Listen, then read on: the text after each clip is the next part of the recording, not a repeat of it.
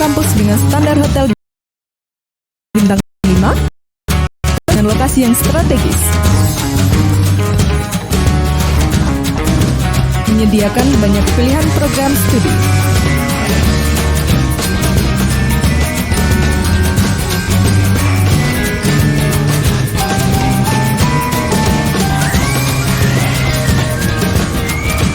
Setiap kelas dilengkapi dengan sarana dan prasarana penunjang pembelajaran yang terbarukan, sehingga proses pembelajaran di Universitas Tekom terjamin kualitasnya.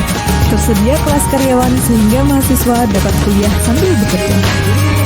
Sistem mengajar dosen yang interaktif dan asik membuat suasana kelas pembelajaran lebih menyenangkan.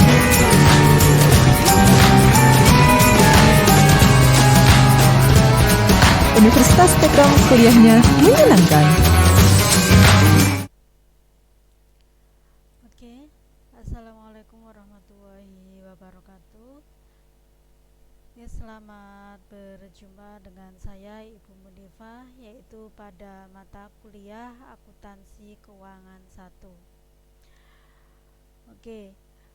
Pada pertemuan pertama ini saya akan menjelaskan yaitu mengenai kontrak kuliah, yaitu pada mata kuliah Akuntansi Keuangan 1.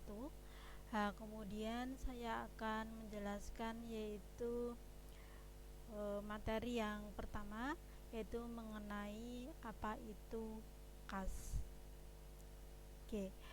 Anda bisa simak baik-baik untuk penjelasan dari saya.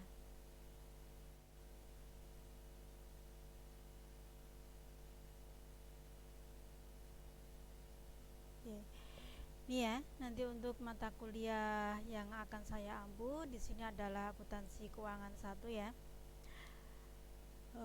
Sebelumnya saya perkenalkan dulu. Nama saya Ibu Munifah. Untuk alamat saya di Kendal ya.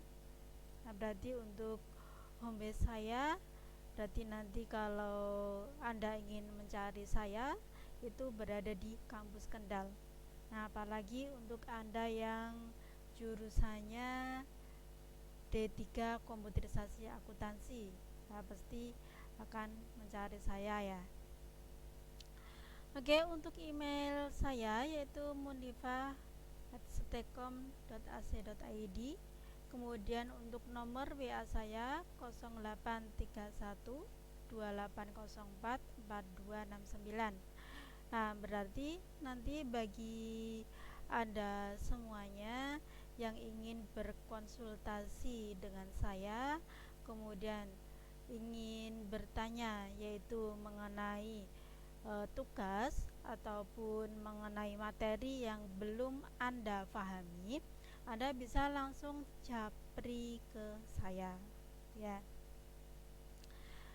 Kemudian untuk studi saya dari D4 Manajemen Informatika, yaitu di Stekom ya, yang sekarang menjadi Universitas Stekom ya.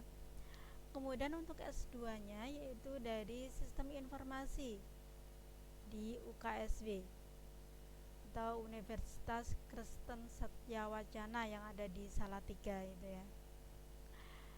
Kemudian untuk mata kuliah yang biasa saya ampu yaitu ada Akuntansi Keuangan 1, kemudian ada Sistem Informasi Akuntansi, dan juga ada Lab Akuntansi Keuangan.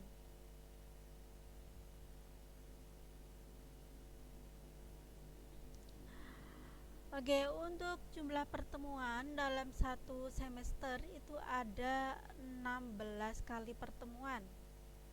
Kemudian untuk pertemuan ke-8-nya itu UTS, ulangan tengah semester, dan untuk pertemuan ke-16-nya yaitu ulangan akhir semester atau UAS ya.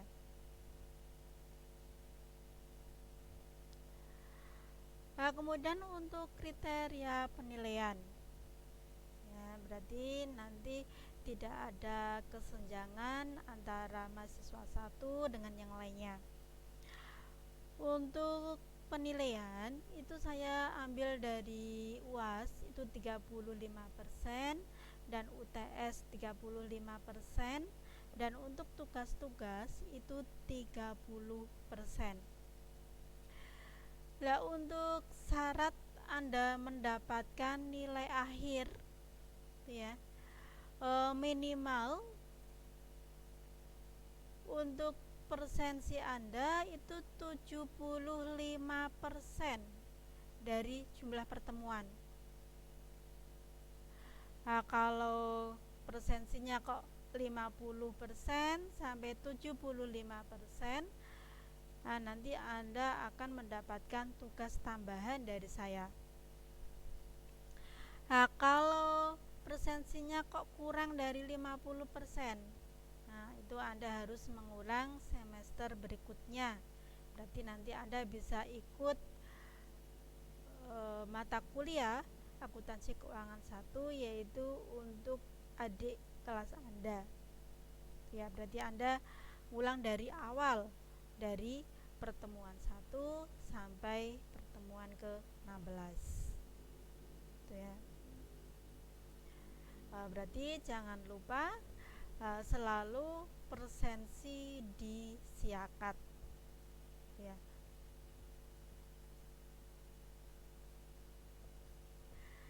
Kemudian untuk metode perkuliahan, nah, karena kita kuliahnya yaitu full online ya, berarti tidak ada tatap muka antara kita. Nah, maka untuk perkuliahan itu diadakan secara online. Berarti nanti Anda diwajibkan untuk absen di siakat sebagai bukti kehadiran. Ya, berarti setelah Anda melihat video pembelajaran dari saya, nah kemudian Anda bisa absen di siakat. Itu jangan lupa ya. Apalagi ini full online, Anda bisa absen kapan saja. Nah, kemudian Anda juga bisa mendownload materi yang ada di siakat, nah yang nanti akan saya berikan, yang akan saya share, yang saya akan bagikan di siakat. Nah, kemudian untuk penjelasan materinya bisa Anda lihat untuk video pembelajarannya di siakat ya. Nah, kemudian yang kedua adalah tugas. Nah, pasti akan saya kasih tugas setelah babnya itu selesai. Contohnya bab 1 kok sudah selesai saya ajarkan, nah kemudian saya akan memberi tugas di situ. Berarti nanti Anda dituntut untuk mengerjakan soal-soal tugas, dan nanti untuk hasilnya bisa langsung dikirim di siakat, itu kalau soalnya berada di siakat, atau lewat Google Classroom ya. Untuk pengumpulannya harus tepat waktu.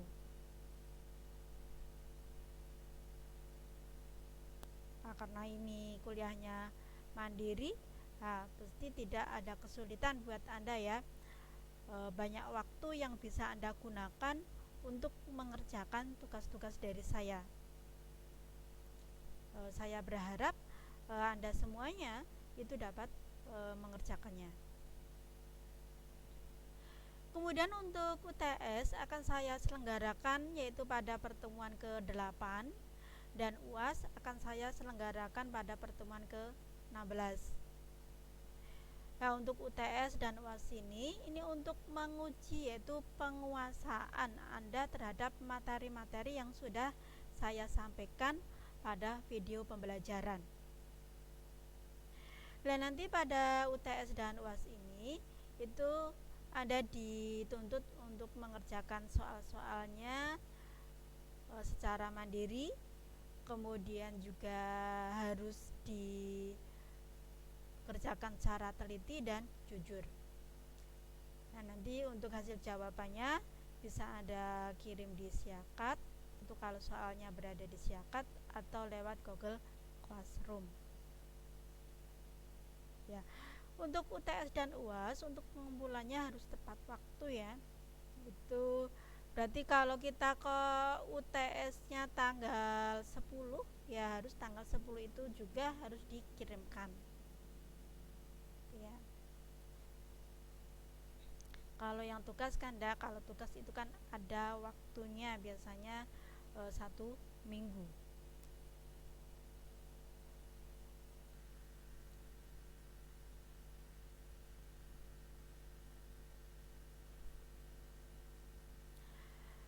Nah, untuk mata kuliah akuntansi keuangan 1 di sini akan membahas yaitu mengenai pencatatan dari kas kecil. Karena untuk perusahaan-perusahaan besar itu untuk pengeluaran kas maupun penerimaan kas itu tidak cukup dipegang oleh satu pihak saja, satu orang saja ya, itu membutuhkan yaitu orang lain untuk memegang untuk pengeluaran-pengeluaran ataupun penerimaan-penerimaan yang sifatnya kecil. Kemudian ada rekonsiliasi bank ya, biasanya kalau perusahaan yang menyimpan uangnya di bank ya, pada akhir periode pasti akan menerima yang namanya rekening koran bank. Nah, nanti dari rekening koran bank tersebut kok mengalami perbedaan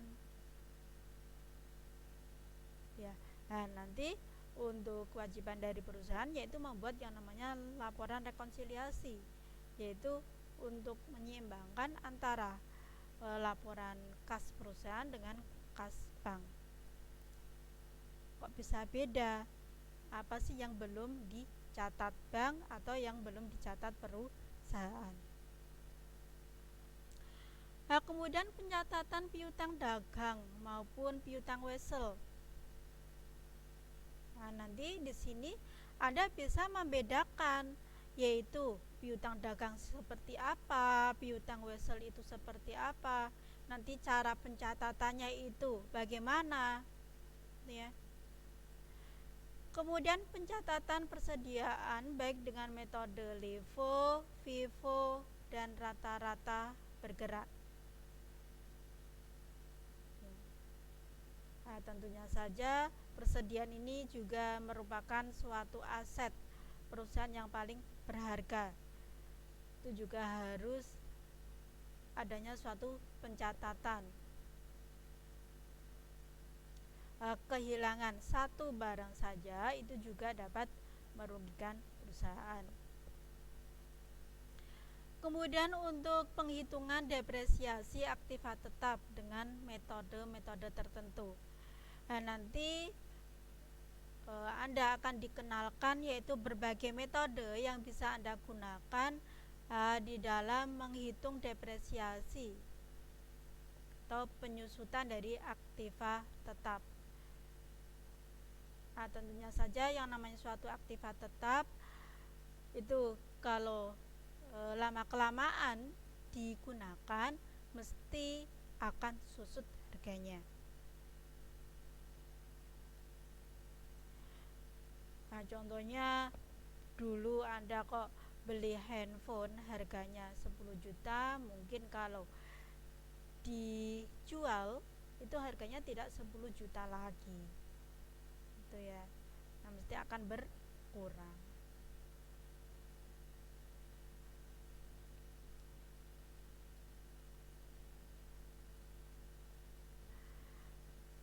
Oke, saya akan masuk ke materi yang pertama yaitu mengenai akuntansi kas ya.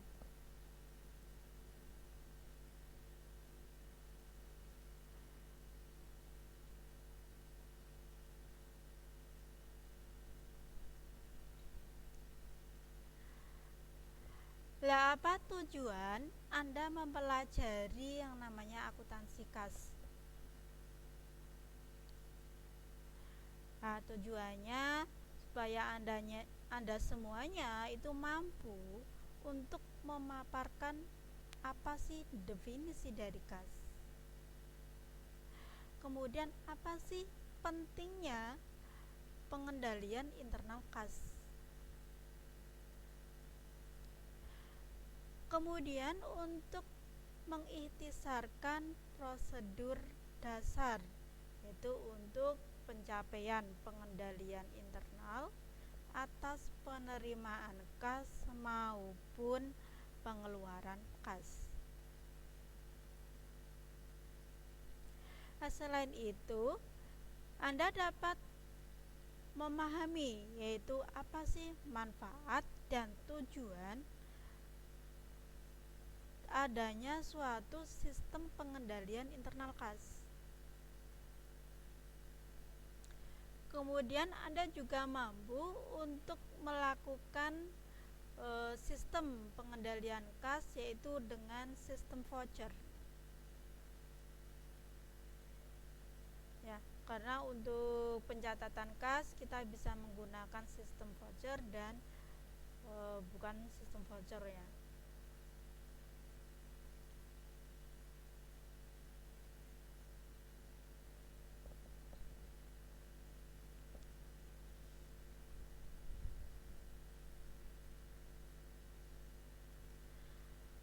Saya akan perkenalkan dengan yang namanya kas. Kas ini adalah sebuah alat pembayaran yang siap dan bebas untuk dipergunakan. Biasanya untuk kas ini digunakan untuk membiayai semua kegiatan-kegiatan umum perusahaan. Digunakan untuk membeli bahan bakunya, digunakan untuk membayar gaji karyawan, ya, digunakan untuk membayar listrik dan yang lainnya.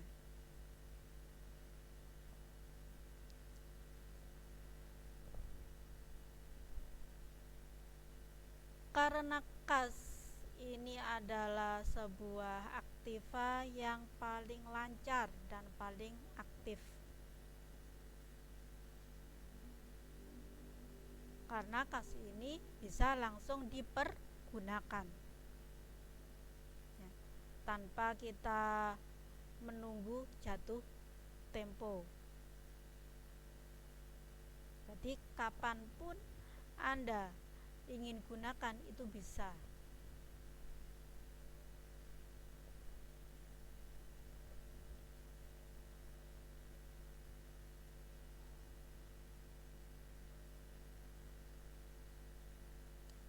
Untuk komposisi kas itu kalau alat setoran ke bank itu namanya kas di tangan, tapi kalau yang disimpan di bank itu namanya kas di bank. Nah, untuk kas di tangan itu meliputi dana kas kecil, ada dana penukaran, ada wesel bank, dan juga ada hal-hal lain yang bisa disamakan dengan uang. Nah, misalnya apa? Misalnya seperti kertas berharga.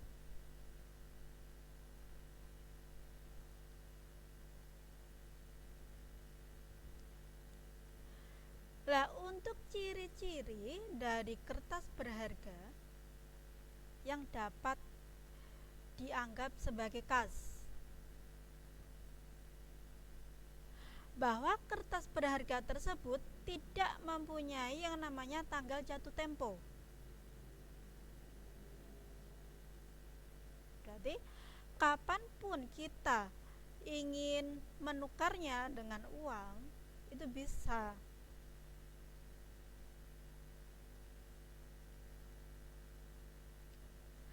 Kalau kita tukar, maka untuk kertas berharga tersebut nilai nominalnya yang berlaku. Kemudian kalau diterima oleh bank sebagai deposito, itu besarnya juga sebesar nilai nominal yang ada di dalam kertas berharga tersebut. Kalau di dalam kertas berharga tersebut nilainya itu 1 juta, ya nanti kalau diterima oleh bank ya bernilai 1 juta.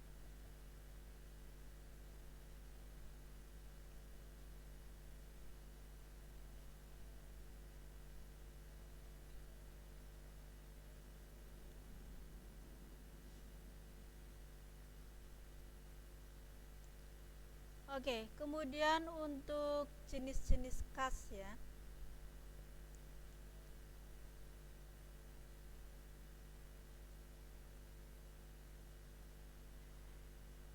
Ada uang kertas dan logam. Nah, ini yang biasanya Anda gunakan ya untuk membeli barang, untuk membeli makanan, untuk membeli minuman gitu ya.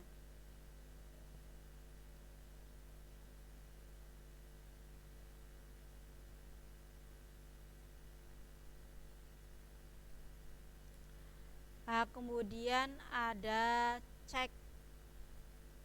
Nah, cek ini sebagai bukti pembayaran.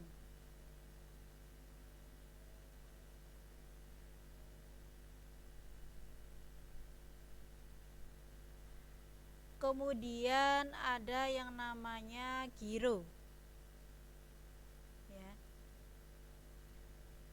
Giro ini berupa produk bank ya. Berarti ini adalah suatu simpanan dari nasabah, entah itu perseorangan ataupun badan usaha ya, dalam bentuk rupiah maupun dalam bentuk uang asing. Nah, untuk perbedaannya dengan tabungan, kalau yang giro ini untuk pengambilannya harus menggunakan cek.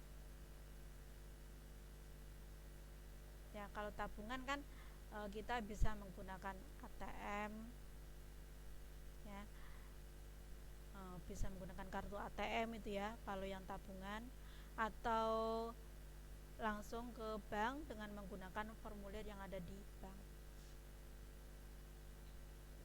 Nah, tapi kalau yang giro itu bisa menggunakan cek atau biljet giro.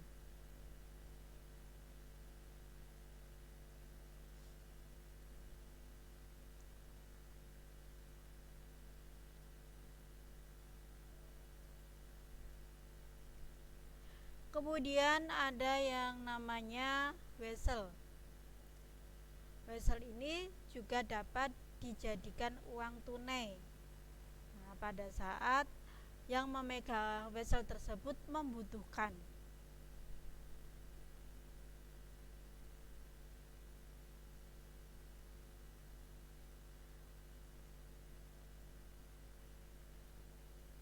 Kemudian ada valuta asing. Ini juga sebagai sebuah pembayaran ya. Ini adalah sebuah uang ya yang bisa kita pakai, yang bisa kita terima sebagai alat pembayaran juga di dalam perdagangan internasional.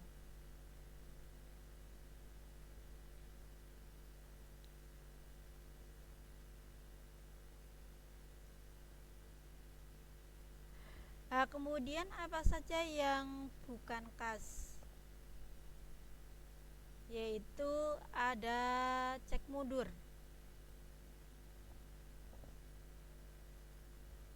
Karena untuk cek mundur ini tidak dapat digolongkan ke dalam kas sebelum jangka waktunya. Kemudian ada cek kosong atau cek tidak cukup dana gitu ya.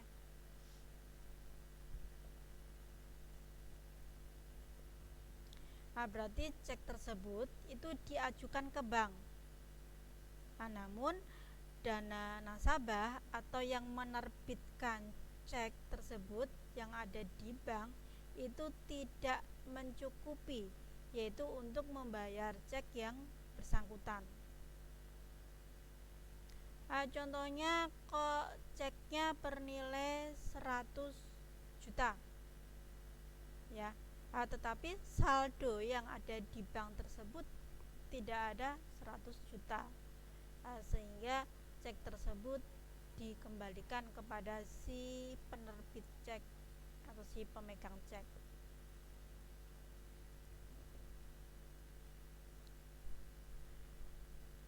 Kemudian ada deposito berjangka ya, ini juga tidak bisa dikategorikan sebagai kas. Karena untuk deposito berjangka ini juga merupakan suatu simpanan di bank ya. Tetapi itu tidak bisa diambil setelah jangka waktu tertentu. Berarti ada tanggal jatuh temponya, ada tanggal pengambilannya.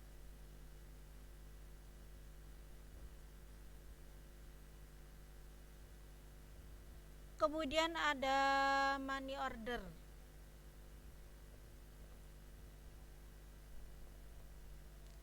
Ini juga jenis pembayaran, tetapi untuk pembayaran penuh itu dilakukan di muka daripada menariknya pada saat penerima menguangkannya.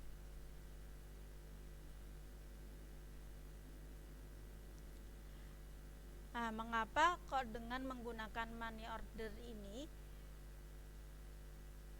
sebagai suatu pembayaran yang aman dibandingkan dengan kita memiliki buku cek yang memiliki informasi pribadi di dalamnya.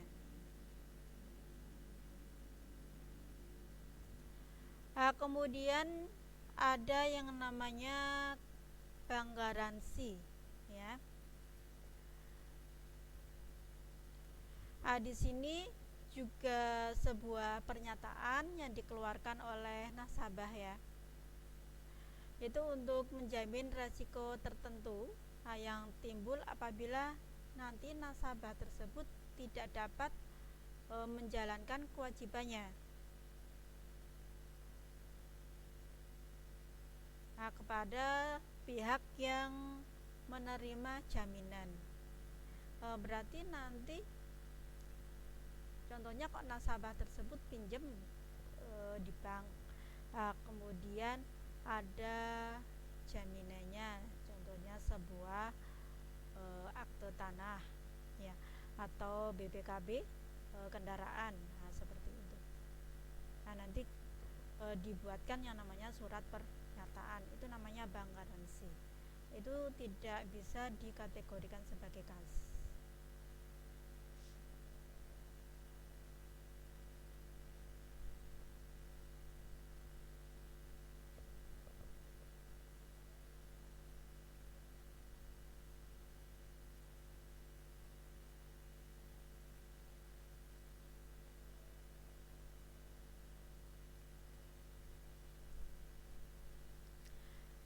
Kemudian di dalam pengelolaan kas ya, tentunya saja ada yang namanya manajemen kas. Di sini adalah sebuah pengendalian dan juga perencanaan penggunaan kas sebagai aktiva. Berarti di sini tidak boleh terjadi kegagalan dalam pemakaian kas dan pengawasan kas terhadap pos dari isi kas. Nah, untuk tujuan dari manajemen kas itu meliputi dua hal ya, yaitu ada likuiditas dan juga ada earning. Kalau likuiditas itu sebuah kemampuan perusahaan, yaitu untuk melunasi hutang-hutangnya atau kewajiban-kewajibannya.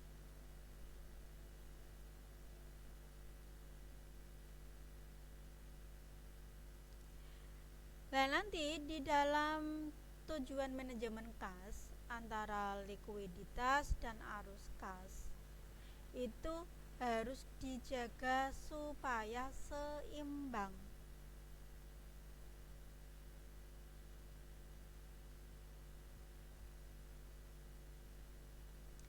Kemudian ada earning. Earning ini tujuannya itu untuk memprediksi kas yang akan dikeluarkan untuk menghasilkan sebuah keuntungan yang lebih besar. Nah, berarti dengan adanya manajemen kas ini nih ya, supaya memastikan pembayaran kas itu dicatat dengan benar. Contoh, kita membayar gaji untuk satu orangnya kok 2.100.000. Nah, itu nanti juga dicatat ya 2.100.000.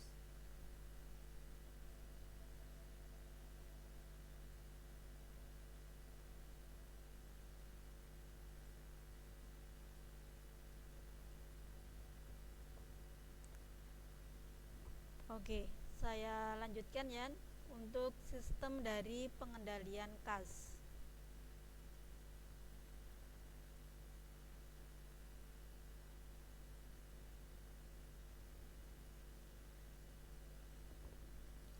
Untuk sistem pengendalian kas ini adalah sebuah prosedur yang dianut itu untuk menjaga dana kas perusahaan.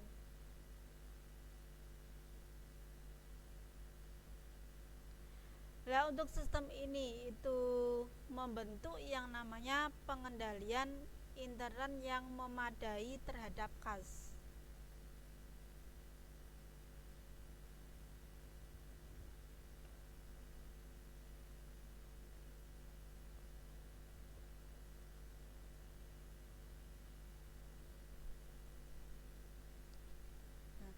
Walaupun kok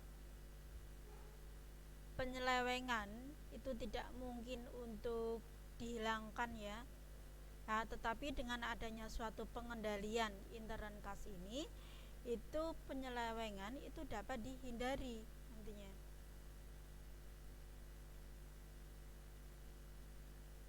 Nah, contohnya kok dulunya itu sering yaitu kehilangan atau pencurian kas ataupun kehilangan persediaan, dan nanti kan sedikit demi sedikit itu akan berkurang dengan adanya suatu pengendalian kas tersebut.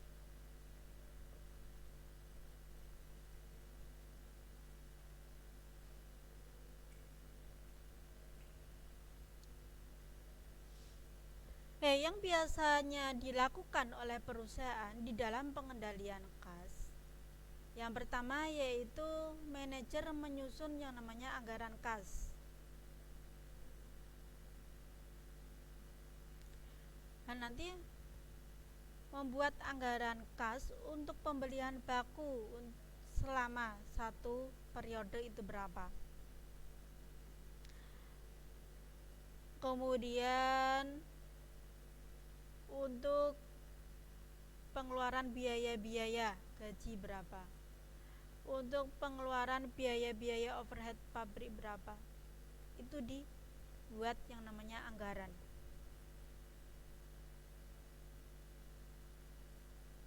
Atau perencanaan ya untuk periode ke depan.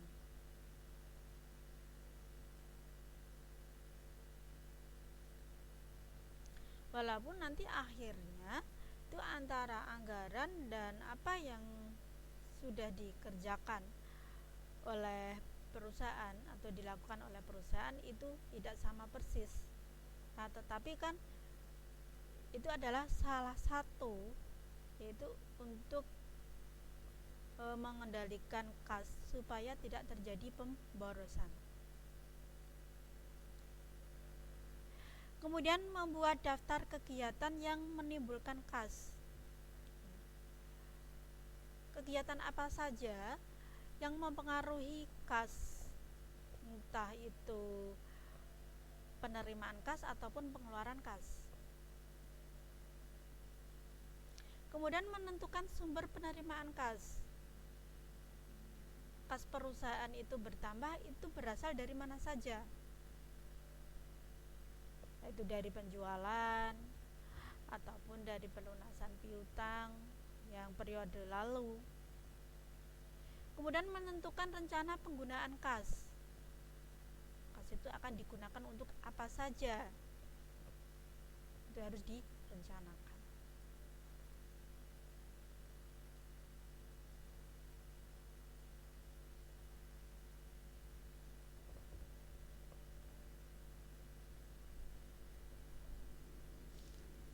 Nah, untuk sistem dari pengendalian internal kas, yang pertama yaitu ketersediaan kas yang cukup.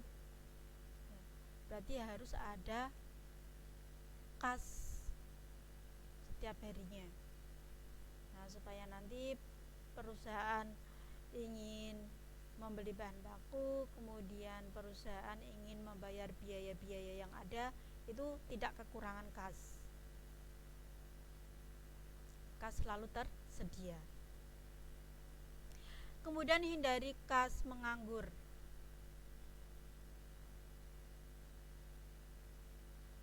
Nah, di sini yaitu kas-kas yang kelebihan atau kelebihan kas yang tidak digunakan.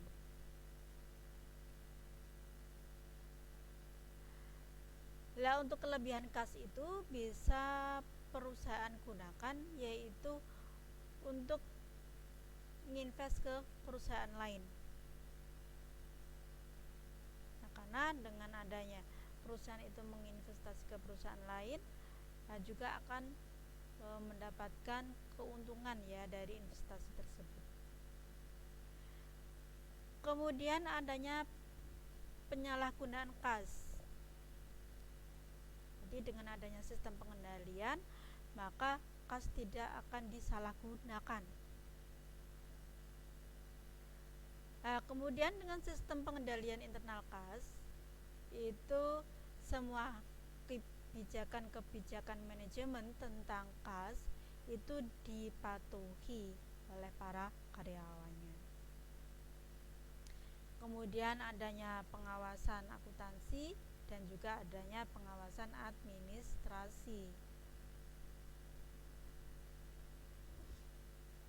Nah, kalau tidak ada yang namanya sistem pengendalian internal kas, mesti kan kita ingin beli ini, beli itu, maka akan terjadi pemborosan pada kas. Tidak ada manfaatnya, kenapa dibeli?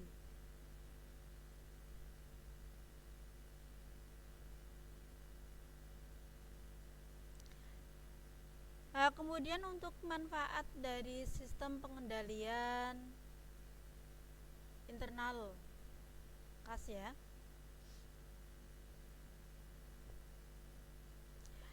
Di sini untuk menjamin yaitu kebenaran dalam akuntansi. Berarti nanti manajemen itu harus memiliki data akuntansi. Yang dapat diuji ketepatannya yaitu untuk melaksanakan yaitu kegiatan-kegiatan perusahaan.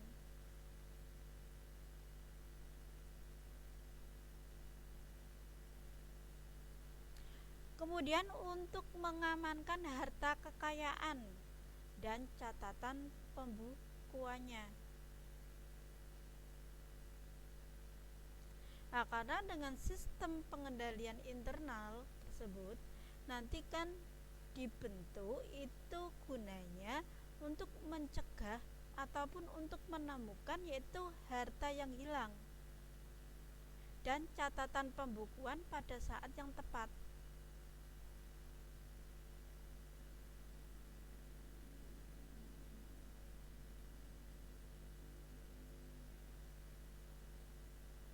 Sehingga harta kekayaan perusahaan aman.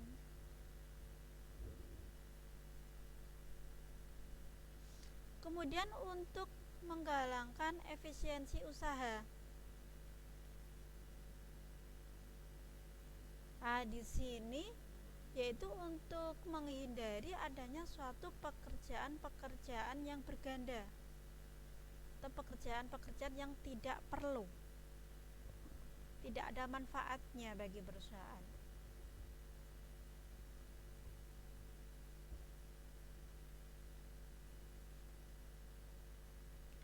Kemudian untuk mendorong ditaatinya kebijakan pimpinan yang telah digariskan.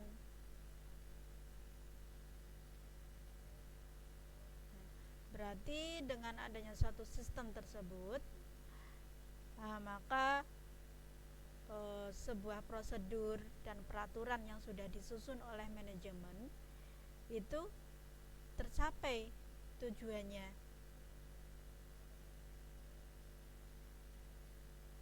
Karena kan sudah diikuti oleh para karyawannya.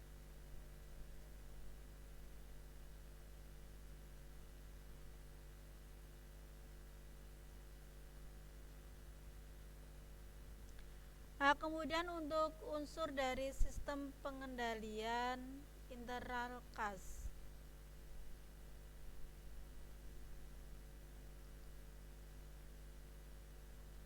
yaitu struktur organisasi yang memisahkan tanggung jawab fungsional secara tegas.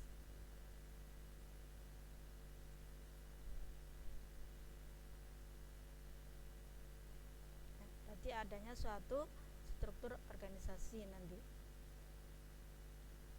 Kemudian juga ada yang bertanggung jawab di masing-masing bidang tersebut.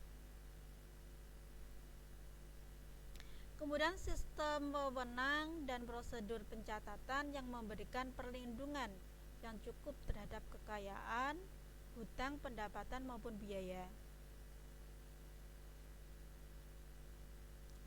Kemudian praktek yang sehat dalam melaksanakan tugas dan fungsi tiap bagian organisasi.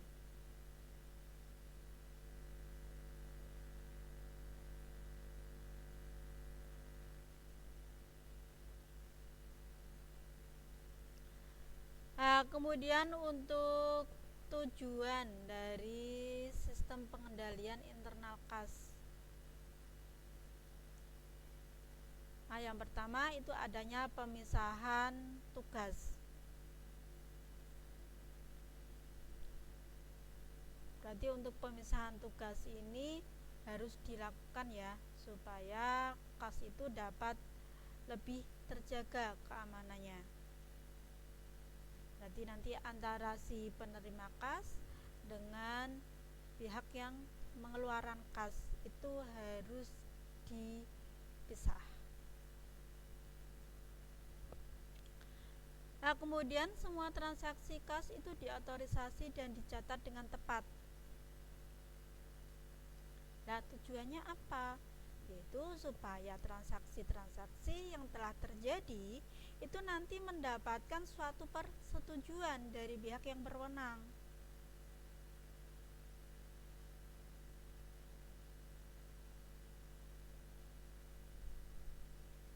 Biasanya ya pihak manajer.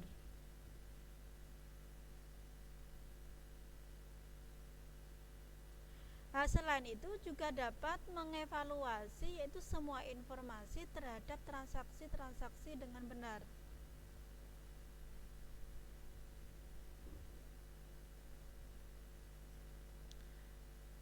Kemudian untuk tujuan yang ketiga itu meyakinkan adanya uang kas yang cukup.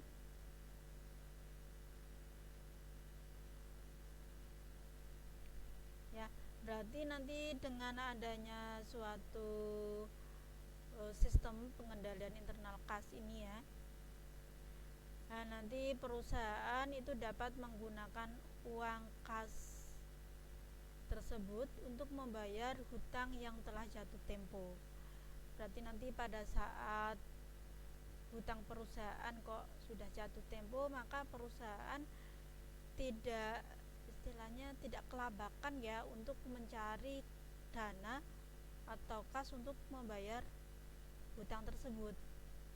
Berarti sudah tersedia kasnya untuk membayar hutang yang jatuh tempo itu.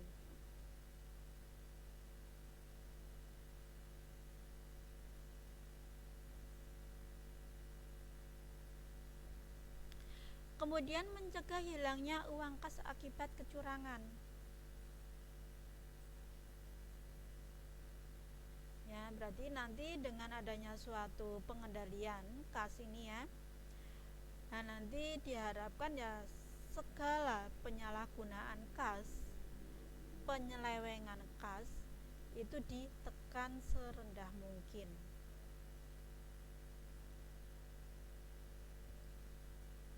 Walaupun tidak seluruhnya dihilangkan ya, tapi kan bisa mengurangi adanya suatu penyalahgunaan ataupun penyelewengan.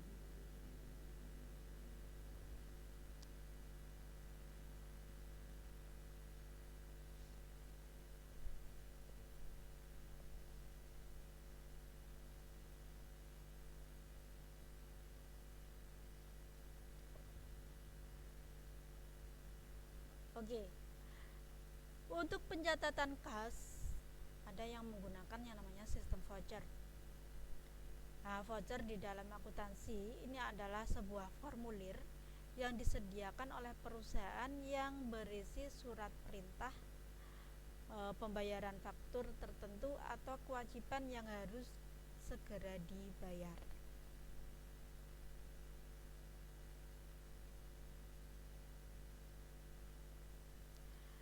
Nah, berarti di sini untuk voucher dalam akuntansi ini adalah sistem yang digunakan oleh perusahaan itu untuk mengatur pengeluaran kas.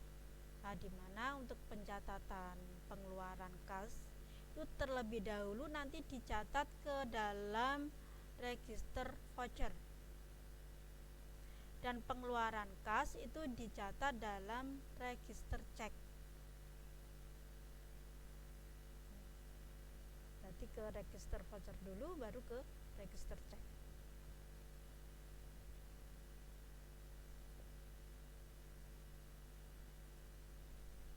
Ini ya untuk jenis-jenisnya, berarti dari voucher, kemudian file voucher yang belum dibayar, kemudian ke cek register, yang terakhir ke file voucher yang telah dibayar.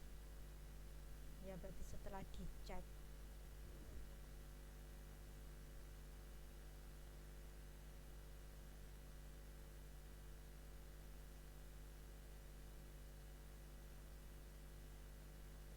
Nah, kemudian untuk prosedur dari pengeluaran kas dengan menggunakan sistem voucher.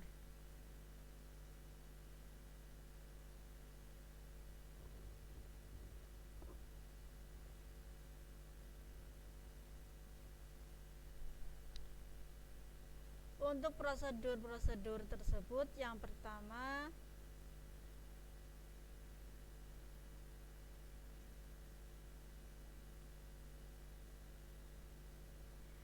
dan nanti setiap kewajiban yang pada akhirnya itu harus diselesaikan ya dengan menggunakan pengeluaran kas.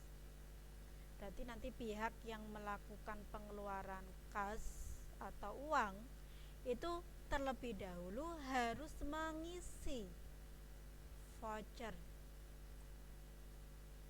Nah, nanti voucher tersebut diajukan atau dimintakan yang namanya persetujuan atau otorisasi dari pejabat yang berwenang.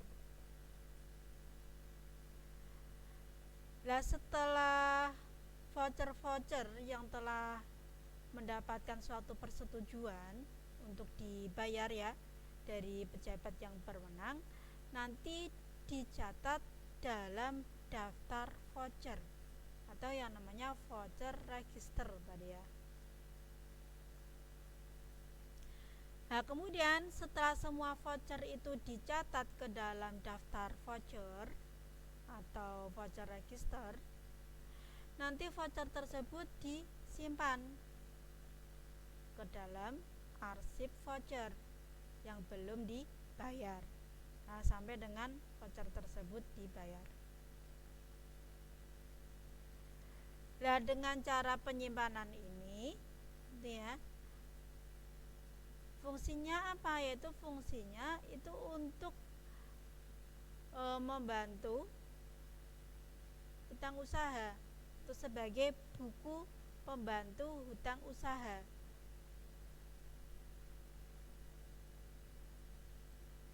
Ya, kalau kita mengenal ada buku besar, ada buku pembantu hutang, ada buku pembantu piutang, ada buku pembantu persediaan.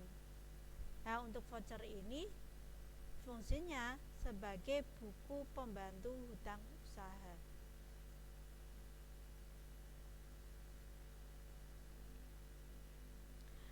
Dan nanti untuk voucher yang sudah jatuh tempo itu diambil dari arsip voucher yang belum dibayar.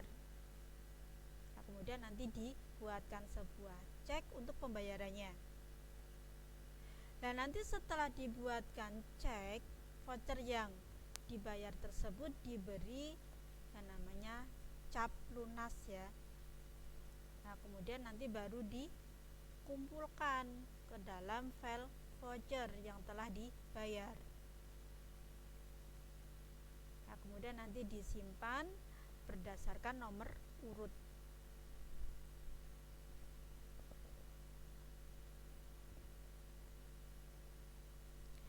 Dan nanti setiap cek yang dikeluarkan untuk membayar hutang voucher itu nanti dicatat dalam buku harian yang disebut dengan cek register.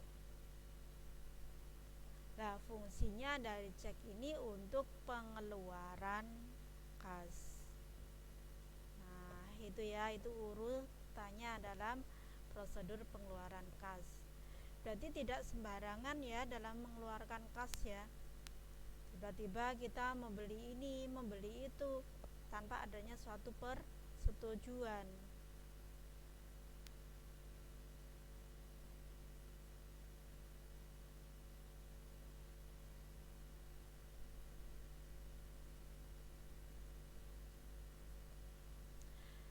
Lah, apa sih untuk perlunya pengawasan kas? Ini untuk mengawasi tindakan manipulasi atau kecurangan yang berkaitan dengan kas. Lah, apa saja yang berkaitan dengan kas? Nah, seperti piutang yang sudah dihapus ya, kemudian timbul lagi. Nah, karena adanya kesanggupan membayar dari debitur. Nah, tetapi tidak dilaporkan. Nah, contoh ada debitur A, tadinya dia tidak sanggup untuk membayar, kemudian piutangnya dihapus. Nah, mungkin tuan A tersebut kabur sehingga piutangnya dihapus. Tiba-tiba 2 tahun kemudian dia datang ke perusahaan. Dia akan membayar piutang, akan membayar hutangnya tersebut kepada perusahaan. Kemudian dia membayar. Pada saat dia membayar ternyata itu tidak dilaporkan.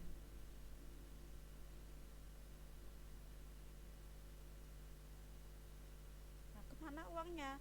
Uangnya ya dicuri oleh pihak yang menerima pembayaran. Kemudian adanya piutang-piutang yang tidak dibukukan dan penerimaan kas atas tagihan disembunyikan atau dicuri.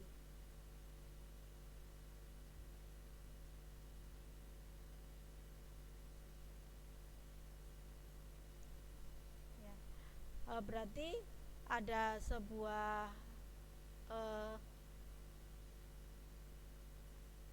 nota pembayaran itu ya, itu dia sembunyikan. Ada kwitansi pembayaran dia sembunyikan. Kemudian cek untuk pribadi dicatat sebagai pengeluaran. Contoh ada karyawan ya, dia membeli barang untuk dirinya sendiri tapi diklaim sebagai pengeluaran perusahaan. Awang itu barangnya untuk perusahaan, dia bilangnya seperti itu. Nah, tapi apa? Tapi itu barangnya digunakan dia sendiri. Kemudian membuat faktur ataupun bon sendiri untuk mendukung pengeluaran fiktif.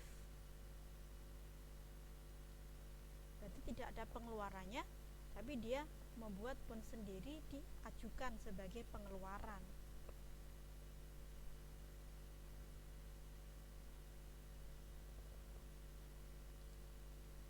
Nah, langkah-langkah apa saja untuk pengawasan kas, yaitu menentukan fungsi kas secara jelas. Kamu mengeluarkan kas akan digunakan untuk apa? Kemudian pemisahan fungsi pengurusan kas dengan pencatatan kas. Ya. Berarti yang memegang kas dan mencatat kas dipisah. Kemudian yang mencatat pengeluaran kas dengan pemasukan kas juga dipisah. Kemudian pengawasan atas fungsi penerimaan, pengurusan dan pencatatan kas. Kemudian menetapkan pelaksanaan laporan kas setiap hari. Berarti setiap hari kas tersebut harus dilaporkan. Kas yang masuk berapa, kas yang keluar berapa. Nah, untuk keperluan rutin dan jumlahnya itu kecil atau sedikit, dibentuklah yang namanya dana kas kecil. Nah, yang nanti pada pertemuan kedua saya akan menjelaskan kas kecil itu seperti apa, pencatatannya itu bagaimana. Kemudian kita menggunakan yang namanya sistem voucher, salah satu dari pengawasan kas. Kemudian melakukan pemisahan tugas, yaitu antara orang yang menulis cek dengan yang mengumpulkan bukti atau dokumen pengeluaran. Nah, ini juga harus dipisah ya. Kalau tidak dipisah, ini bisa terjadi penipuan atau pencurian. Kemudian menetapkan laporan kas setiap hari. Nah, ini ya.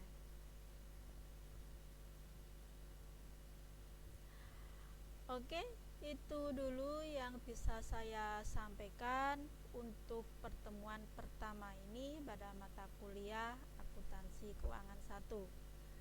Oke, jika ada yang ingin ditanyakan, yang tidak paham dengan penjelasan saya, nanti bisa Anda tanyakan di grup WA atau japri ke saya. Oke. Saya akhiri. Assalamualaikum warahmatullahi wabarakatuh.